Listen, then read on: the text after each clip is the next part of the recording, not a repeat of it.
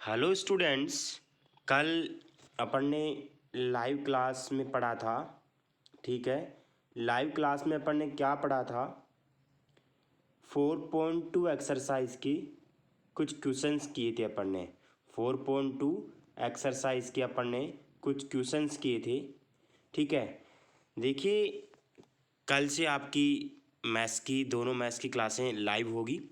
ठीक है, आज आज वीडियो रिकॉर्डर से बता रहा हूँ, देखिएगा कल से आपकी लाइव क्लास वापस होगी। तो अगर अपन बात करें, वही अपना 14 चैप्टर ही चलता रहेगा। ठीक है, और हिंदी मीडियम में 4 चैप्टर चल रहा है। हिंदी मीडियम में चैप्टर नंबर 4 चल रहा है।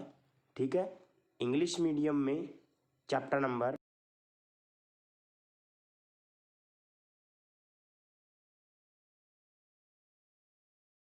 अब 14.3 एक्सरसाइज में बात करते हैं। 14.3 एक्सरसाइज में एक ही कॉन्सेप्ट है, पूरी खत्म हो जाएगी exercise. Angle between two lines. अब देखिएगा, आपको एंगल निकालना, कहने का मतलब ये आपके पास दो लाइंस है। मान लीजिए इनके बीच में एंगल थीटा है, तो वो कितना आएगा? अब देखिए लाइंस होगी वो 3D में होगी, मतलब एक्स कोऑर्डिनेट भी होगा, वाई कोऑर्डिनेट भी होगा, जेड कोऑर्डिनेट भी होगा। तो यहाँ पे हो सकता है कि लाइंस हो, जैसे मान लीजिए L1 लाइन है, ये दूसरी लाइन है L2। हो सकता है कि ये लाइंस वेक्टर फॉर्म में हो, या हो सकता है कि लाइंस किस फॉर्म में हो? कार्टेशियन फॉर्म में हो। देखिए स्टूडेंट्स, यहाँ पे वेक्टर फॉर्म की बात करता हूँ सबसे पहले मैं। R=A1 plus lambda B1, R=A2 plus lambda B2। ठीक है, यहाँ पे दो इक्वेशंस है वेक्टर फॉर्म में। इन दोनों इक्वेशन को देखिएगा, मैंने एक ड्रॉ किया है। ये आपकी लाइन L1, ये आपकी लाइन L2, ये आपका x कोऑर्डिनेट, ये आपका y कोऑर्डिनेट, ये आपका एंड z कोऑर्डिनेट जो बीच में जा रहा है। ठीक है, आपके पास एक लाइन तो आपकी ये है, एक लाइन आपकी ये है, दोनों के बीच में एंगल दे रखा थीटा। दो लाइंस है, दोनों के बीच में एंगल थीटा। देखिएगा, let angle between two lines is theta. तो देखिए कोस थीटा का फॉर्मूला होता है B1 dot B2 upon B1 का मैग्नीट्यूड और B2 का मैग्नीट्यूड। ठीक है, अब यहाँ पे B1 क्या मीनिंग हुआ? B1 का मतलब देखिएगा, इसका मतलब क्या होता है कि लाइन की इक्वेशन जो इस पॉइंट से पास हो रही है, ये पोजीशन वेक्टर है, और इस लाइन के क्या पैरेलल है। कहने का मतलब आपको मैंने बताया था कि कोई भी लाइन हो, अगर वो किसी पॉइंट से पास होती है, इसका पोजीशन वेक्टर मान लीजिए यहाँ पे R1 है, सॉरी A1 है, इसका पोजीशन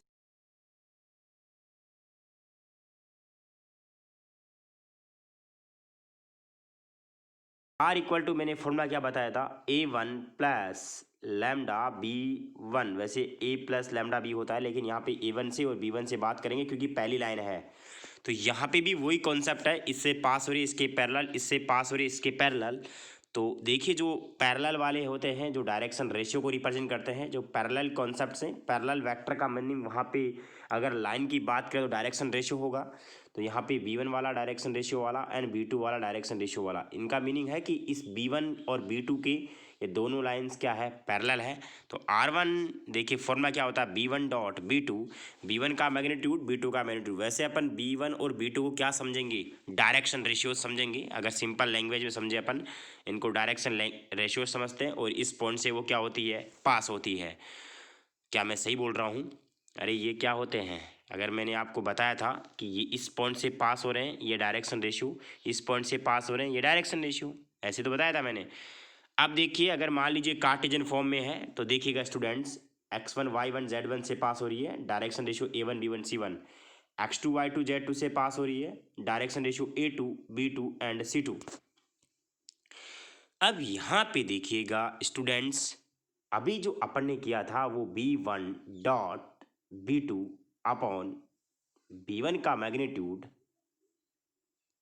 एंड B2 का मैग्नीट्यूड, ये था B1 का मैग्नीट्यूड। यहाँ पे क्या था, B1 का magnitude upon, sorry, into B2 का मैग्नीट्यूड। B1 और B2 क्या थे, यहाँ पे डायरेक्शन रेशियो को रिप्रेजेंट करते हैं। यहाँ पे डायरेक्शन रेशियोज क्या,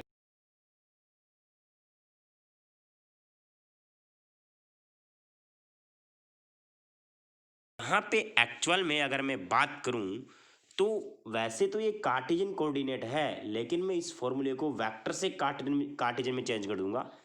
आप मेरे को ऐसे बताओ, वहां पे B1 और B2 क्या थे, डायरेक्शन रेशियो को रिप्रेजेंट कर रहे थे। यहाँ पे डायरेक्शन रेशियो को कौन रिप्रेजेंट कर रहा है, दिस A1 B1 C1। तो मैंने क्या लिखा, A1 I Kaif, B1 J Kaif, C1 K Kaif. ये तो पहली वाली लाइन के डायरेक्शन रेशियो है।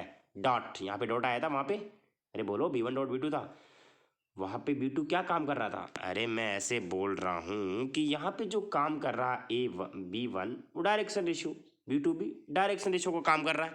तो यहाँ पे कौन कौन कर रहा है, यहाँ पे B1 डॉट B2 है, B1 डॉट B2 है, और यहाँ पे डायरेक्शन रेशियो पूरा, ये पूरा डॉट, ये डायरेक्शन रेशियो पूरा, तो ये पूरा वेक्टर। नीचे क्या आएगा, इसका मैग्नीट्यूड और इसका मैग्नीट्यूड, खुद का खुद से डॉट प्रोडक्ट होगा, आई का आई से तो A1 A2, बी का बी से B1 B2, के का के कैप से C1 C2। ये आपके पास फॉर्मूला है इन कार्टेशियन कोऑर्डिनेट में दो लाइंस के बीच के एंगल का।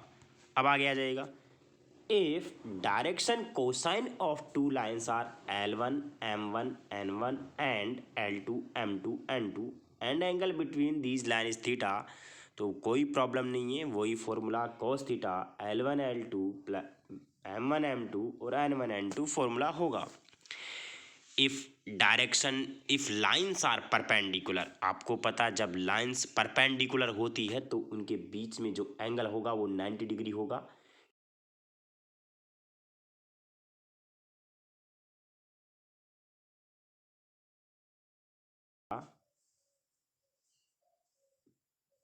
तो वैल्यू कितनी हो जाएगी, जीरो।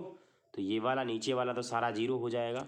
अरे आप इसमें कोस 90 रखोगे तो ये तो सारा क्रॉस मल्टीप्लाई होकर जीरो हो जाएगा, तो ये वाली वैल्यू क्या होगी, ज़ीरो होगी। तो कहने का मतलब जब लाइंस परपेंडिकुलर होगी A1 A2 plus B1 B2 plus C1 C2 equal to zero. ऐसे ही अगर डायरेक्शन कोसाइन की बात करेंगे तो L1 L2 plus M1 M2 plus N1 N2 equal to zero. अगर मान लीजिए लाइंस पैरेलल है तो उनका रेशियो सेम होगा। देखिए इंपॉर्टेंट कॉन्सेप्ट तो यही है, जो परपेंडिकुलर वाला कॉन्सेप्ट है यही इंपॉर्टेंट कॉन्सेप्ट है। इफ लाइंस आर पैरेलल, इसका मतलब A1 upon A2 B1 upon B2 C1 upon C2। अगर डायरेक्शन कोसाइन की बात करें तो यह आएगा। देखिए सीधी सी बात आपको मैं बता देता हूँ, जो एंगल निकालते उसका लॉजिक क्या है, कुछ भी नहीं करना होता आपको। अगर वेक्टर में बोलता है तो ये B1 डॉट B2 और इन दोनों का मैग्नीट्यूड, ये B1 और B2 डायरेक्शन रेशियो को रिप्रेजेंट करते हैं, ठीक है, डॉट प्रोडक्ट हो गया। अगर मान लो कार्टेशियन में है तो कुछ भी नहीं सोचना, A1 B1 C1 A2 B2 C2। तो यहाँ पे ये आपको पता, इससे ये वेक्टर बनेगा, इससे ये वेक्टर बनेगा और नीचे दोनों का मैग्नीट्यूड आ गया। सोल्व करने के बाद सिंपल क्या हुआ कि इसका डायरेक्शन रेशियो मल्टीप्लाई हो रहे हैं, A1 A2 B1 B2 C1 C2 और नीचे मैग्नीट्यूड है अलग अलग। हाँ जी, अब आ जाइएगा आप क्वेश्चन नंबर फर्स्ट 14.3 एक्सरसाइज का। Find the angle between lines, ये पहली लाइन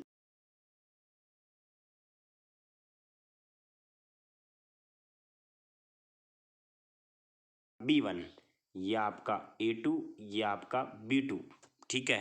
पहली वाली लाइन से A1 B1 आ गया, दूसरी वाली लाइन से B1 B2 आ गया। Let angle between two given lines, formula ये होता है, B1 की वैल्यू रख दी, B2 की वैल्यू रख दी, नीचे दोनों का क्या ले लिया, मैग्नीट्यूड।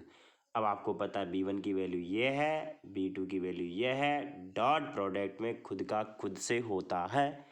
आई का आई के साथ होगा तो 3 आएगा, जे का जे के साथ होगा तो 4 आएगा, के का के के साथ होगा तो 12 आएगा। तो क्या आ जाएगा, देखो 3 प्लस 4 प्लस 12, नीचे देखिए सोल्व करेंगे तो ये कितना हो गया, 9 4 13 36 49, 49 का रूट 7 होता है और इनका रूट 3 आएगा। सोल्व करने के बाद कोस थीटा की वैल्यू 19/21। बच्चों यहाँ पे कोस थीटा नहीं चाहिए आपको, थीटा चाहिए, theta equal to cos inverse 90/21। अब question number second, find the angle between the lines. अब की बार कौन से फॉर्म में आ गया, ये कार्टेशियन में आया, कोई प्रॉब्लम नहीं है। गिवन लाइंस हो गई अपने पास, ये वाली और ये वाली। आपको पता है दोनों लाइंस के डायरेक्शन रेशियो पता है, A1 B1 C1, तो ये direction ratio A2 B2 C2 ये आ गया। फॉर्मूला आपको पता है कार्टेशियन कोऑर्डिनेट में ये फॉर्मूला होता है, वैल्यू रखेंगे और आंसर आ जाएगा cos थीटा इक्वल टू 18/27। 9 से काटेंगे 2/3 आएगा, तो cos इनवर्स 2/3 हो गया। Question number third, show that lines passes through the point this is perpendicular to the line passes. कहने का मतलब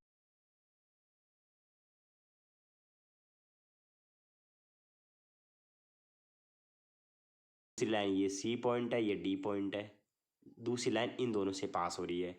आपको ये बताना है कि ये दोनों लाइन आपस में क्या होती है, परपेंडिकुलर। अरे ए बी के डायरेक्शन रेशियो निकाल लो, सी डी के डायरेक्शन रेशियो निकाल लो, और उनका A1 A2 plus B1 B2 plus C1 C2 अगर इक्वल 0 आता है, इसका मतलब दोनों लाइंस क्या है, परपेंडिकुलर है। इसका direction ratio A1 B1 C1, इसका direction ratio A2 B2 C2। अगर उनका गुणा 0 आ गया, अभी तो मैंने बताया था परपेंडिकुलर कंडीशन सबसे इम्पोर्टेंट कंडीशन होती है। अगर A1 A2 plus B1 B2 plus C1 C2 equal to 0 आ गया, इसका मतलब ए बी से पास होने वाली और सी डी से पास होने वाली लाइंस क्या है, परपेंडिकुलर। मैंने पॉइंट्स अज्यूम किए हैं, लेट गिवन पॉइंट्स, पहले वाले को ए, दूसरे वाले को बी, तीसरे वाले को सी, चौथे वाले को D. Direction ratio of line A B x2 minus x1 y2 minus y1 z2 minus z1। अब अपन क्या करेंगे, इस बी में से ए को क्या कर देंगे, माइनस कर देंगे। बी क्या है, 3 minus x2 minus x1। B क्या है, यहाँ पे देखो x2 minus x1 y2 minus y1 z2 minus z1, तो ये आ गया 2 5 माइनस 4। ऐसे अपन सी डी लाइन के निकालेंगे, डी में से सी को माइनस कर देंगे, वही x2 माइनस x1, तो 3 माइनस 0 5 माइनस 3 एंड 6 माइनस 2 3 2 4, तो ये आ गया। अब देखो यहाँ पे पहले वाले को तो A1 B1 C1 लिख दिया, दूसरे वाले को A2 B2 C2 लिख दिया। अब देखिए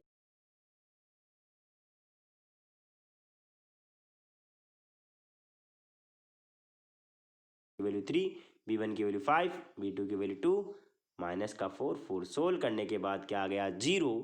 अरे ये 0 कब होता है, A1 A2 B1 B2 C1 C2 0 कब होता है, जब दोनों लाइंस क्या होती है, परपेंडिकुलर होती है। अगला क्वेश्चन, फाइंड के इफ लाइंस आर परपेंडिकुलर। अगर परपेंडिकुलर तो ये A1 B1 C1 A2 B2 C2 इनका गुणा क्या हो जाएगा, 0 हो जाएगा। Direction ratio of given lines A1 B1 C1 A2 B2 C2 lines are perpendicular to each other. आपको गिवन है, so A1 A2 B1 B2 C1 C2 0 होगा। यहाँ पे वैल्यू रखते के की वैल्यू आएगी माइनस का 10/7। देखिएगा स्टूडेंट्स, कल आपकी क्लास लाइव क्लास होगी। आप लोग सभी लोग आप लाइव क्लास अटेंड करेंगे। जो भी लाइव क्लास में दिक्कत आ रही है, ठीक है, वो आप मेरे को मैसेज के थ्रू बताओगे। कल मैं आपकी लाइव क्लास लूँगा, बढ़िया तरीके से आपको वैसे वीडियो भी भेजूँगा यूट्यूब पे, लेकिन आप लोग बढ़िया तरीके से समझिएगा। जो भी अगर लाइव क्लास में जो भी प्रॉब्लम होती है, आप मेरे को मैसेज के थ्रू बताओगे क्या प्रॉब्लम आ रही है। आज के लिए बस इतना ही काफ़ी है। Thank you.